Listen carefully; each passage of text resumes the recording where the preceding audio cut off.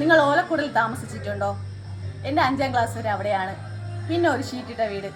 ഇപ്പം എൻ്റെ അണ്ണ ഒരു പുതിയ വീട് വെച്ചു.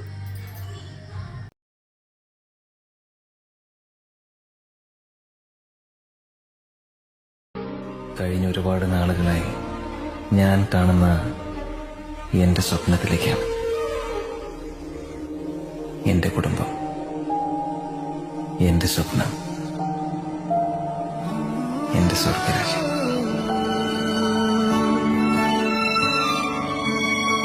Oh, oh.